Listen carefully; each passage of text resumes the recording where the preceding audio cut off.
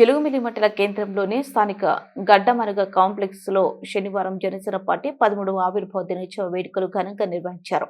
ఈ కార్యక్రమానికి ముఖ్య అతిథిగా పోలవరం ఎమ్మెల్యే చిర్రి బాలరాజు హాజరై జనసేన పార్టీ జెండాను ఆవిష్కరించి వేడుకలను ప్రారంభించారు.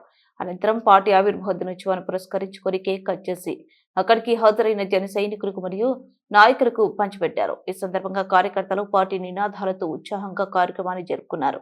ఈ సందర్భంగా ఎమ్మెల్యే చిర్రి బాలరాజు మాట్లాడుతూ జనసేన పార్టీ స్థాపకుడు పవన్ కళ్యాణ్ ప్రజాసేవ లక్ష్యంగా స్వచ్ఛమైన రాజకీయాల కోసం ఈ పార్టీని స్థాపించారన్నారు.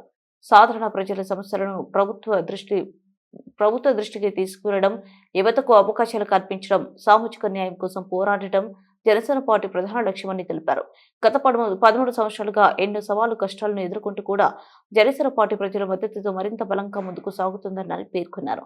రాష్ట్రంలో ప్రస్తుతం ఉన్న కూటమి ప్రభుత్వం ప్రజల సంక్షేమం కోసం మరియు అభివృద్ధి కోసం అనేక కార్యక్రమాలను అమలు చేస్తుందని ఎమ్మెల్యే తెలిపారు. ముఖ్యంగా రైతులు, మహిళలు, యువత కోసం ప్రభుత్వం చేపడుతున్న సంక్షేమ పథకాలు ప్రజలకు ఎంతో మేలు చేస్తున్నాయని అన్నారు. ప్రజల నమ్మకాన్ని నిలబెట్టుకోవడం ప్రతి ప్రజాప్రతినిధుల బాధ్యత అని ఆయన స్పష్టం చేశారు.